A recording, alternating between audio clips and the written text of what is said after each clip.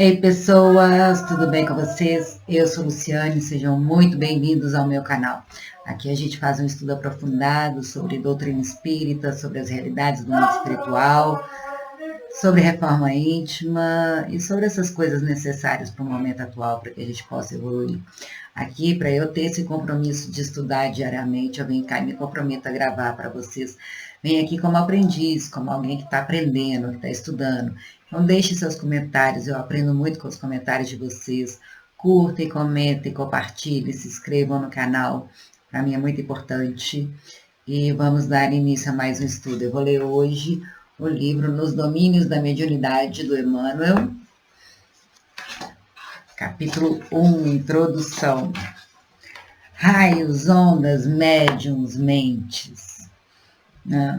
A ciência do século XX, estudando a constituição da matéria, caminha de surpresa a surpresa, renovando aspectos de sua conceituação milenar. Agora a ciência está descobrindo o que os antigos já falavam há milhares de anos.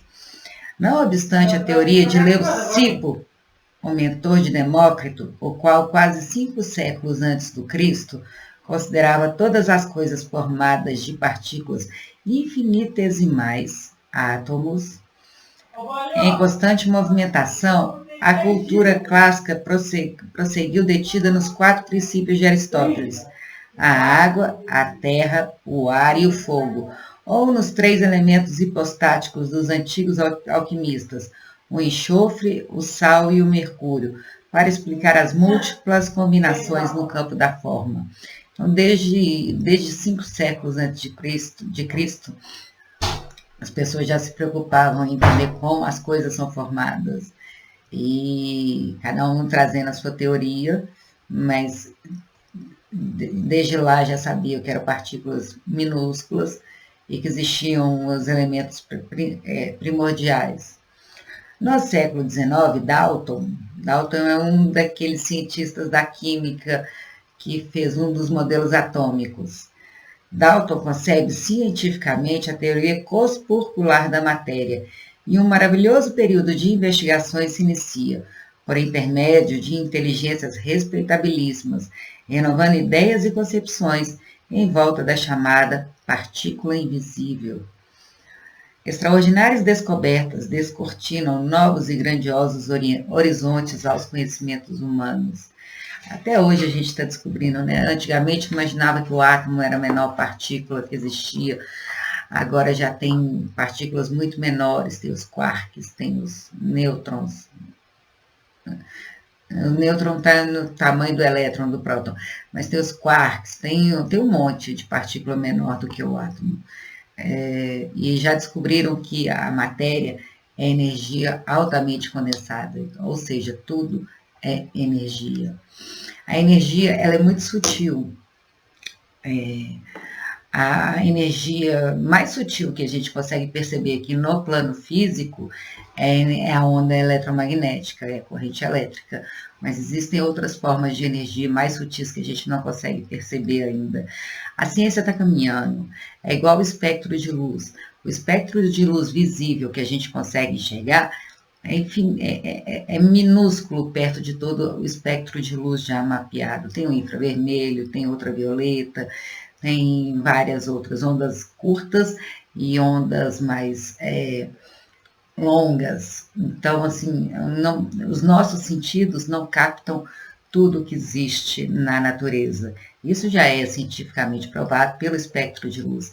E para a gente conseguir entender essas outras realidades, esses outros mundos, falta ainda equipamento, falta um sentido para a gente conseguir compreender, sentir, captar. Captar não, porque os médiuns captam, né? A intuição é uma forma de manifestação, de envio de energia. O pensamento, ele emite energia. A gente é o tempo inteiro influenciado pelo pensamento dos outros e o pensamento dos outros nos influenciam através das ondas que ele emite. O coração, já foi provado, ele tem neurônios e junto com a cadência do coração, esse ritmo da sístole e da diástole, ele produz uma frequência eletromagnética gigantesca. que é o chakra cardíaco, que é onde emanam os nossos sentimentos. O coração é a fonte dos sentimentos, o chakra cardíaco é a fonte dos sentimentos, é o elemento ar. No esoterismo. Tem o elemento terra, que são os ossos, que são as rochas, os minerais. Tem o elemento água, que é a vitalidade. O terra são as realizações. Tem o elemento terra, que é a vitalidade, é o chakra esplênico. O elemento terra é o chakra raiz, me perdoe. O elemento água, que é a vitalidade, que é o princípio vital, que é a nossa saúde, são os líquidos do nosso corpo, ele está no chakra esplênico e está relacionado ao universo vegetal. Aí tem as emoções, que é o elemento fogo, que é o reino animal, isso na cadeia evolutiva, né?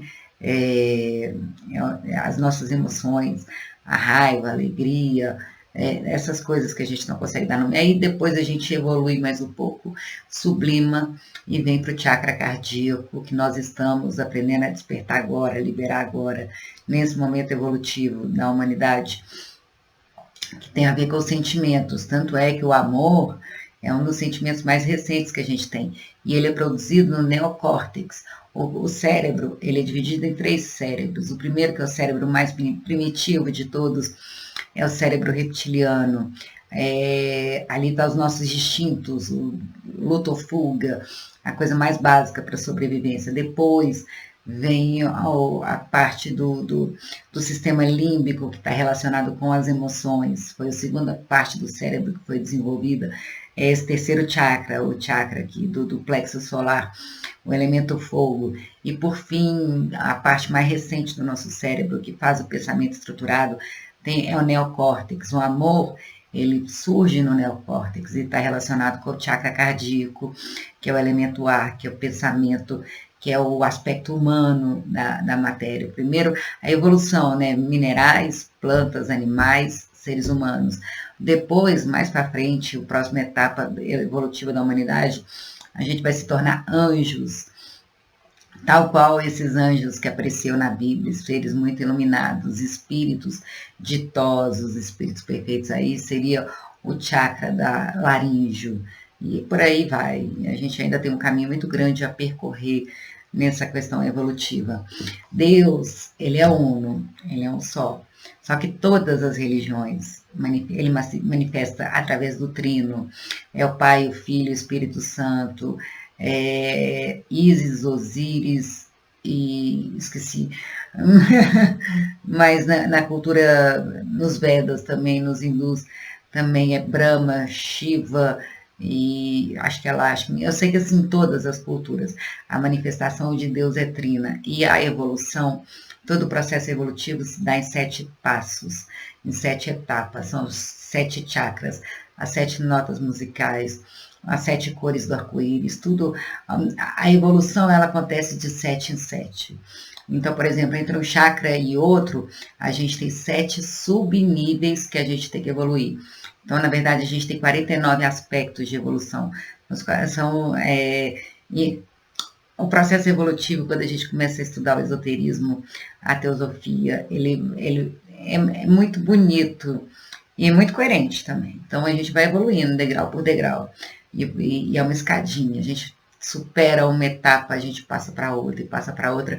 Só que desde os antigos, eles já sabiam, eles já falavam isso, eles já estudavam. Só que só a partir do século XIX, e principalmente a partir do século XX, começou a ter uma forma empírica de provar essas coisas. Mas ainda há muito para ser estudado, há muito para ser provado. A gente não sabe de quase nada aqui na face da Terra. Você vê que as teorias ainda estão sendo formuladas, muita coisa já foi explicada. O que a gente conhece do universo? Agora está vindo o James Webb, aquele telescópio que sucedeu o Hubble, que está conseguindo mapear o início do universo. Então, assim, a gente tem a teoria do Big Bang, que explica a origem do universo, só que ninguém consegue imaginar o que era antes do Big Bang. T igual a zero, que seria o instante do Big Bang, todo mundo tem 1001 teorias, mas T antes de zero, antes do Big Bang, ninguém consegue explicar nada. Ainda tem muitas dúvidas. E fora essas questões existenciais, quem eu sou, por que eu estou aqui, da onde eu vim, para onde eu vou, por que eu existo. Então, assim, qual que é o nosso propósito aqui na Terra? Tem muitas questões existenciais e filosóficas que por trás de todo esse mecanismo biológico. É muita coincidência. A gente fala que assim, não existe o acaso.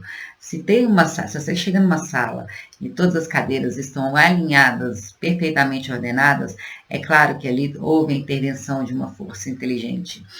A mesma coisa que na Terra, a vida é tão perfeita, mas tão perfeita, tudo muito perfeito, tudo muito para que a vida para que a vida exista da forma que ela existe hoje, muitas coincidências tiveram que acontecer. E, assim, é matematicamente improvável que tantas coincidências tenham acontecido. É matematicamente improvável que exista todas as circunstâncias para que a vida ocorra aqui na Terra da forma como ela ocorre, que a gente existe aqui na Terra e que não existe uma força inteligente superior por trás de tudo. E agora que a ciência está começando a provar essas coisas, você vê que a época da razão, a época das pesquisas científicas começou no século XIX. A gente está o quê? 200 anos estudando, é muito pouco tempo.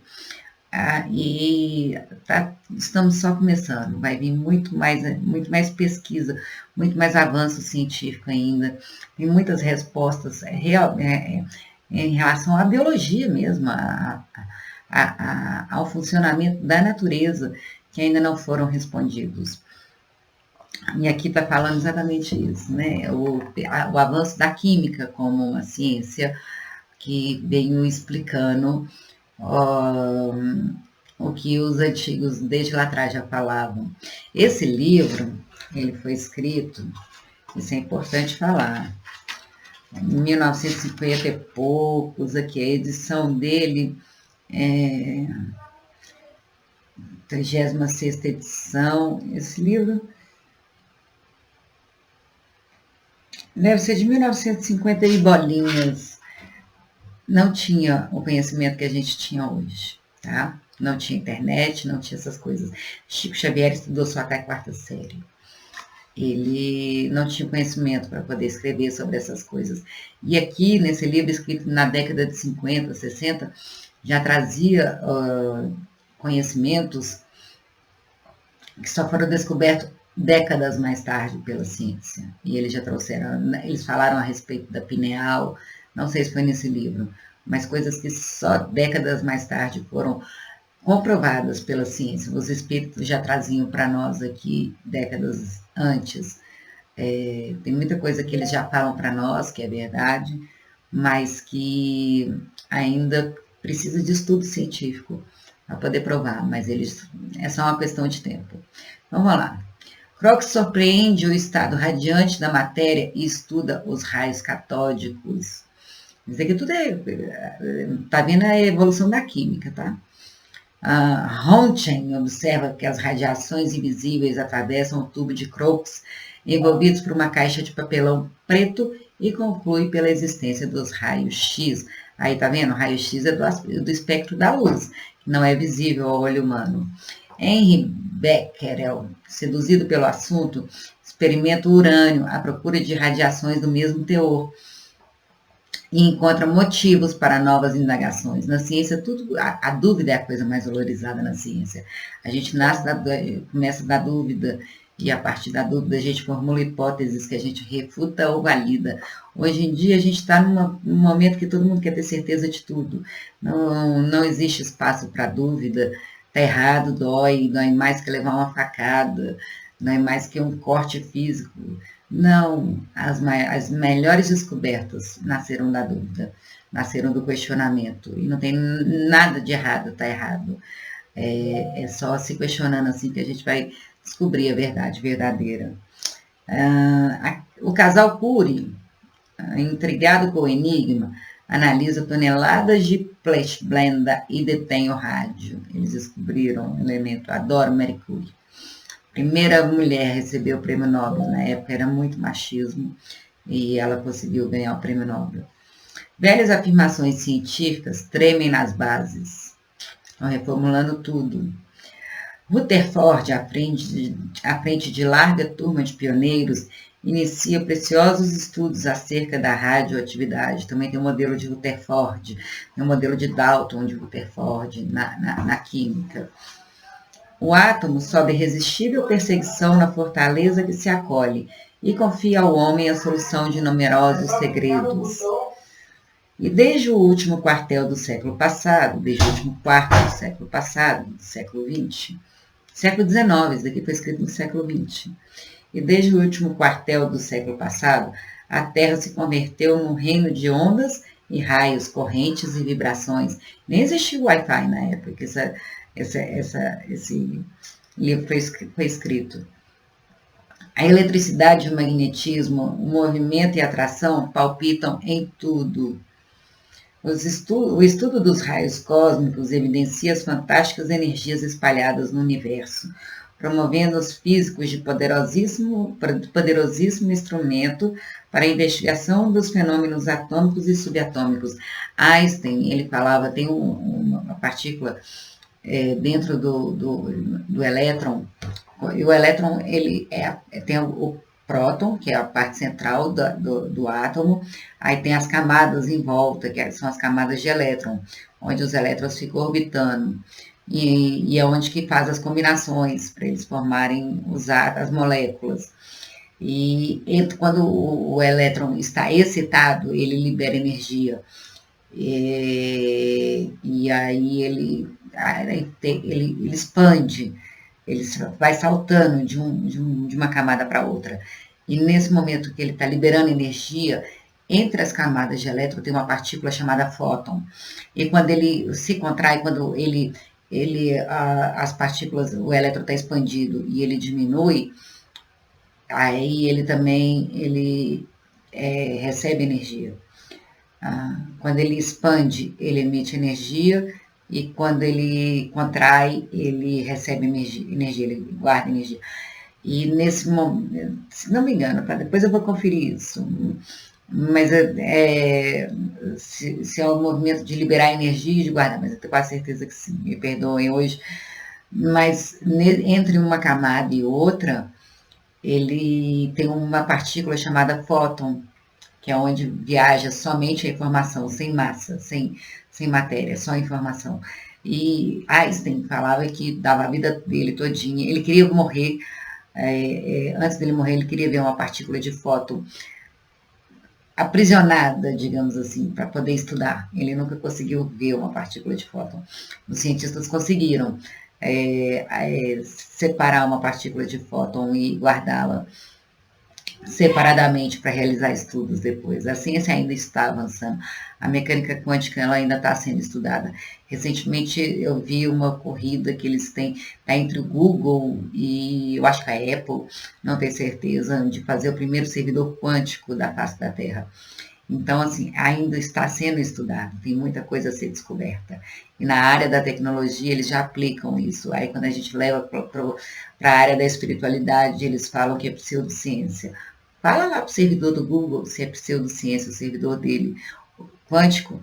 Fala para o Google se é pseudociência isso daí, que eles investem bilhões de dólares para poder criar, se é pseudociência mesmo, ou como isso pode afetar a nós aqui, a nossa vida na tecnologia da informação que a gente usa constantemente na internet, nas redes sociais, que fazem parte do nosso dia a dia muito mais do que a gente imagina, né? Hoje, quem vive sem o celular? Ninguém, senão tudo está no celular.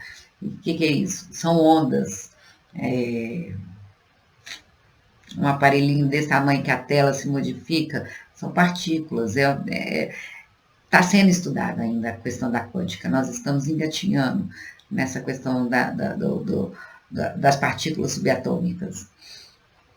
Então, o estudo dos raios cósmicos evidencia as fantásticas energias espalhadas no universo, promovendo os físicos de poderosíssimo instrumento para a investigação dos fenômenos atômicos e subatômicos. Bohr, Planck, Einstein erigem novas e grandiosas concepções.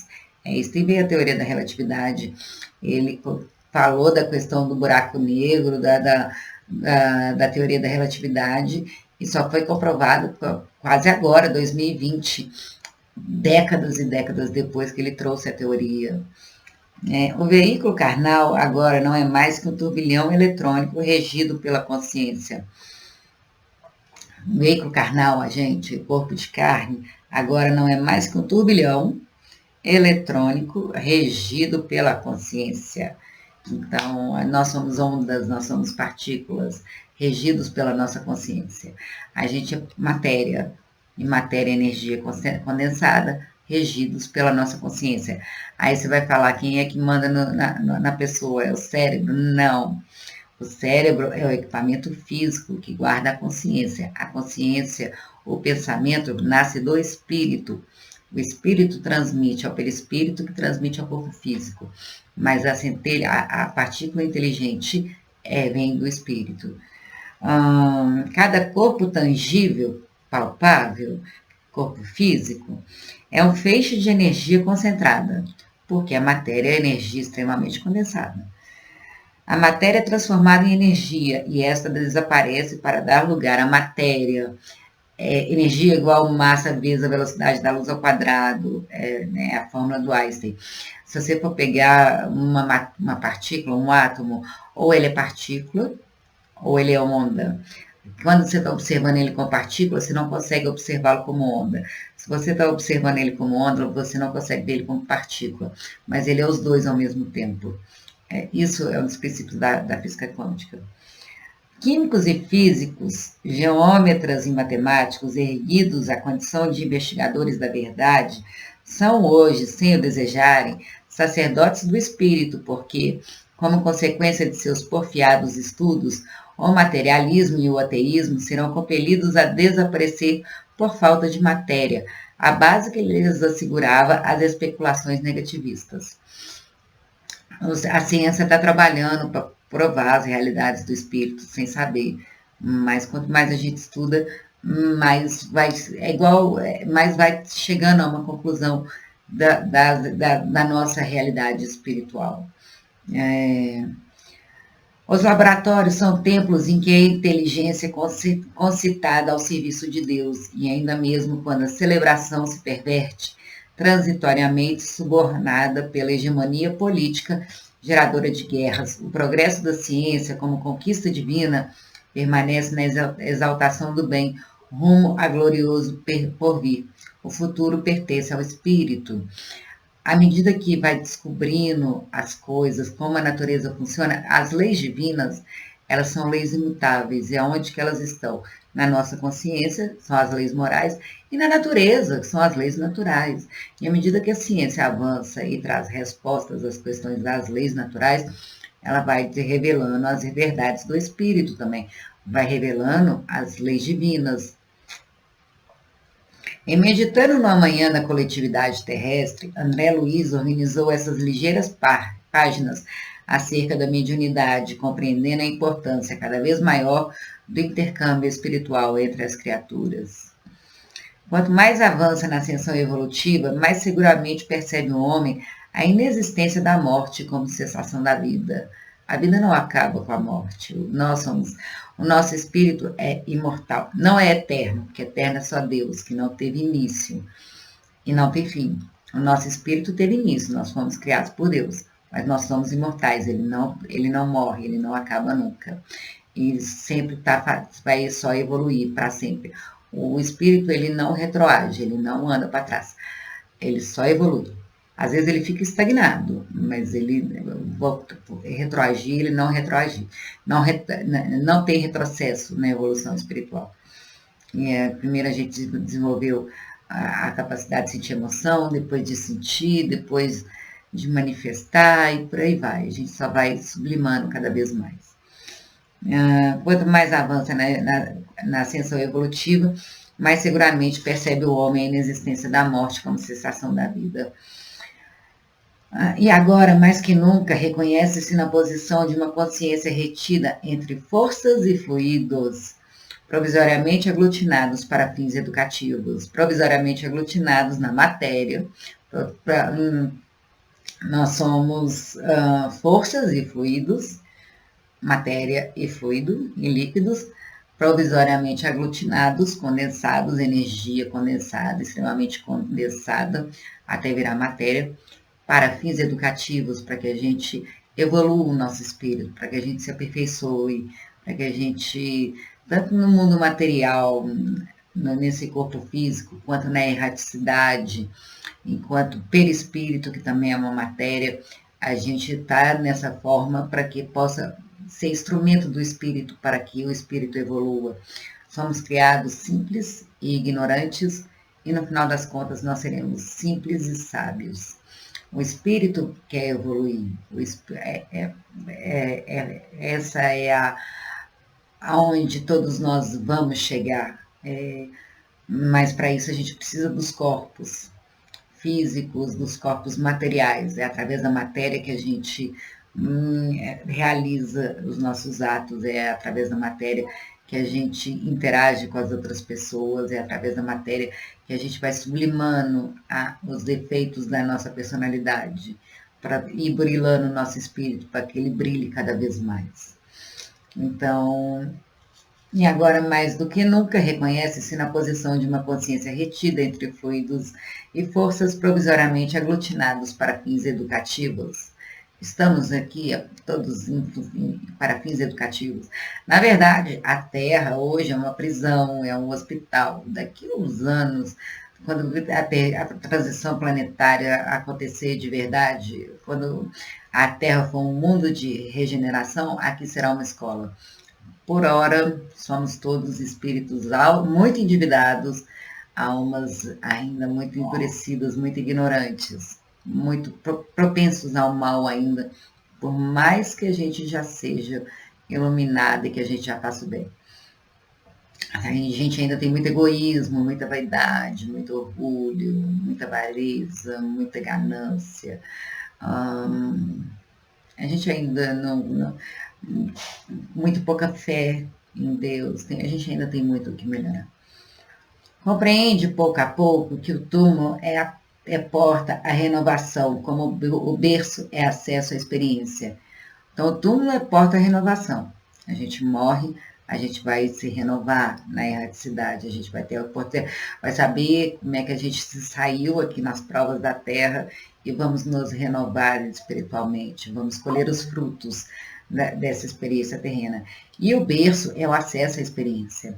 É onde vai começar a experiência terrena, é onde vai começar as nossas provas, né? Imagina que a gente vem aqui, a gente passa estudando na erraticidade, encarna aqui na Terra para fazer as provas e reparar as nossas dívidas e evoluir aquilo que a gente precisa evoluir e cumprir aquelas missões que a gente tem que cumprir com as pessoas que a gente gosta, ou não, também com os contrários, e aqui a gente está aberto à experiência. A gente morre aqui encarnado, a gente morre de medo da morte, né? Todo mundo tem medo quando o momento da morte se aproxima.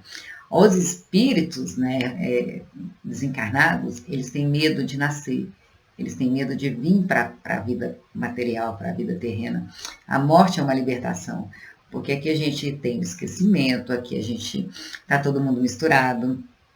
Um espírito com pouca luz, um espírito santificado, tem a mesma constituição, é o mesmo corpo físico, não dá para você distinguir se uma pessoa é boa ou ruim. Nós temos a mesma aparência. Já no mundo espiritual, não. A aparência de um espírito mais iluminado, ele é muito mais sutil. O espírito mais endurecido, um espírito mais maldoso, que vai tá machucando, ele tem uma aparência mais densa, o perispírito dele é mais denso. Não consegue separar. Aqui na Terra está tudo misturado, a gente não sabe. E aqui a gente veio para ser testado, para ser provado. E estar na Terra não é fácil. E nós somos espíritos ainda muito endividados. A gente está no mundo de provas e expiações. Iremos passar por provas, por desafios. Então, os espíritos têm muito mais medo de nascer do que de morrer. quem está desencarnado. Então, compreende pouco a pouco que o túmulo é porta à renovação, como berço e acesso à experiência. E observa que o seu estágio no planeta é uma viagem com destino às estações do progresso maior. Então, aqui é só um estágio, que o nosso destino é porque a gente se eleve cada vez mais. A gente vá para cada vez que a gente consiga ser vencedores nas provas aqui da Terra, para que a gente vá para lugares mais sublimados, para lugares mais elevados no plano espiritual.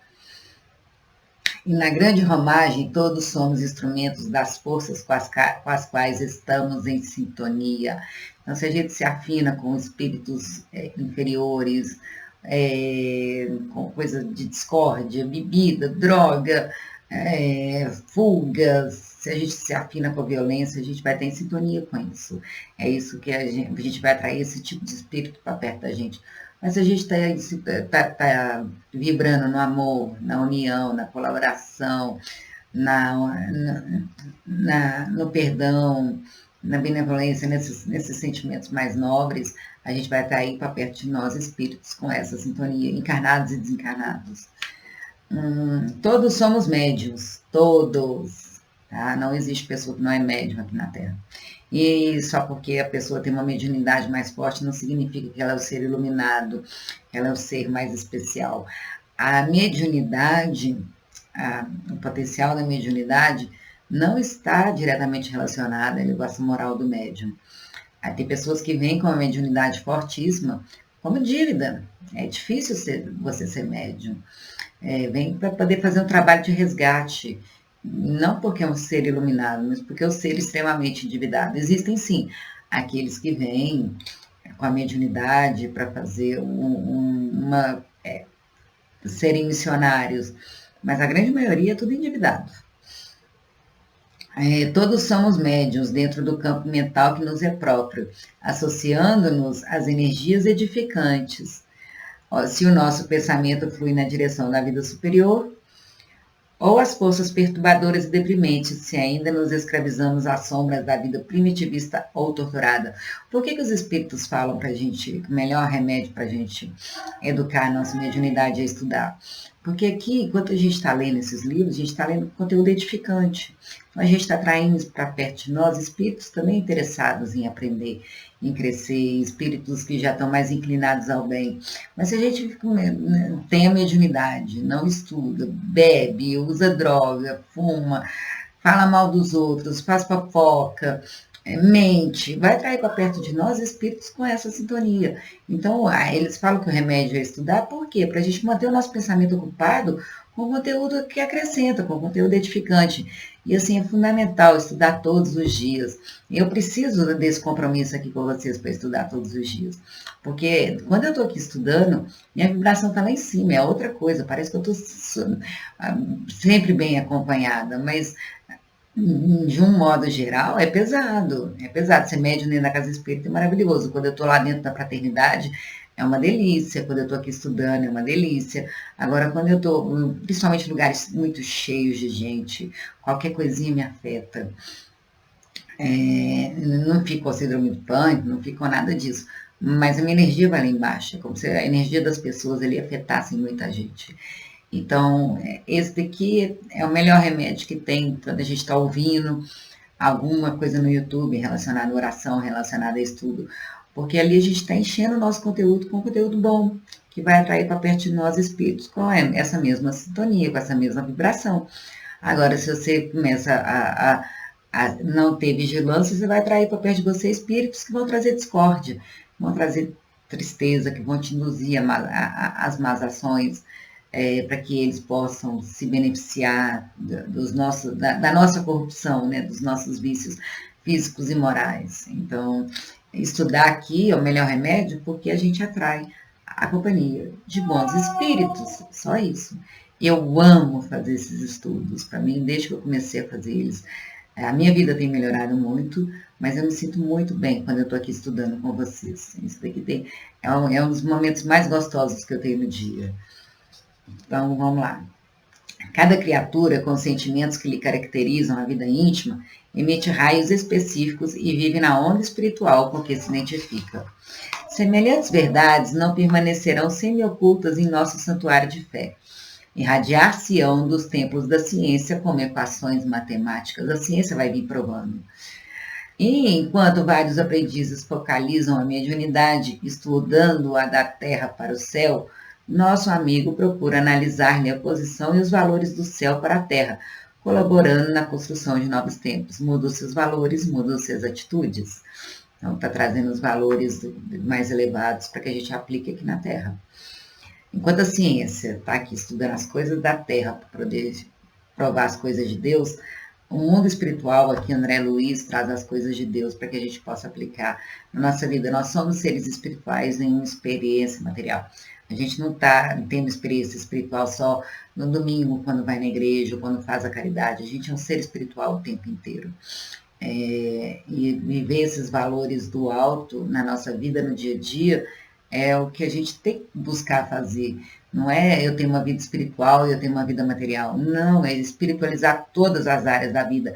É espiritualizar o dinheiro, é espiritualizar o corpo, é espiritualizar o sexo, é espiritualizar a profissão, as conquistas, o progresso mental, o progresso moral, espiritualizar a família, que já é uma coisa muito espiritualizada, né?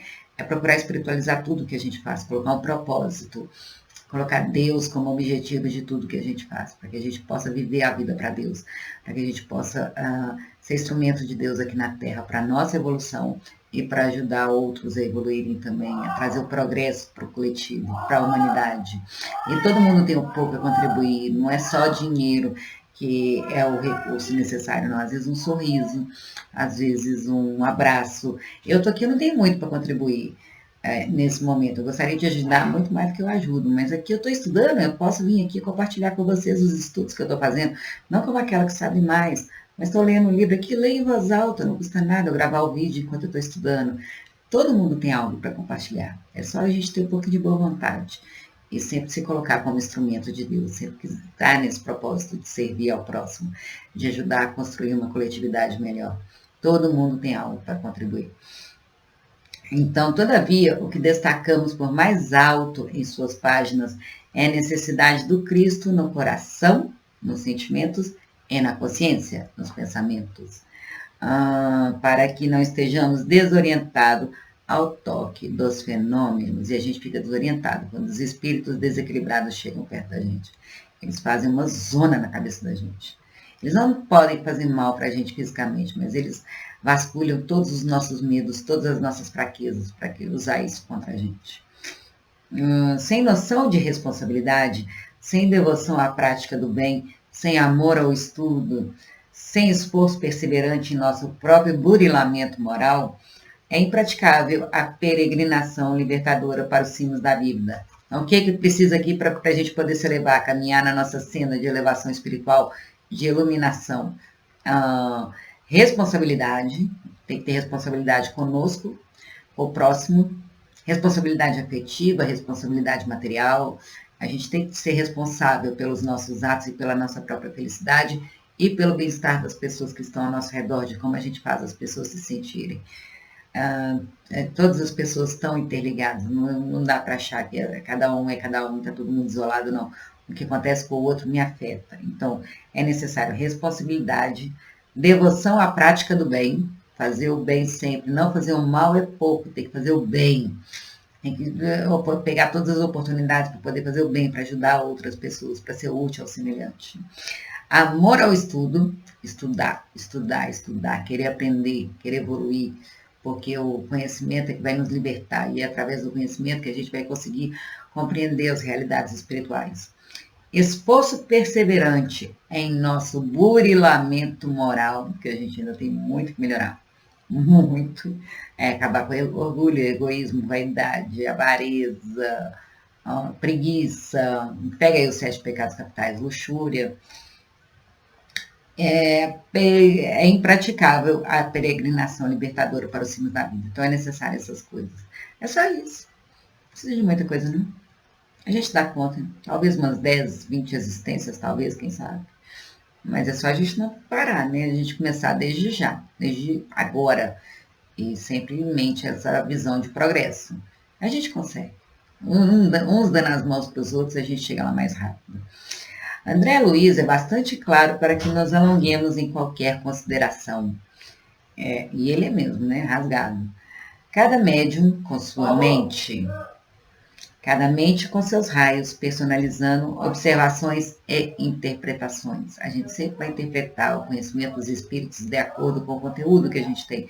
Por isso é necessário que a gente estude bastante, para que o nosso repertório, para que o nosso conteúdo se amplie, para que a gente possa compreender o que os espíritos querem falar conosco.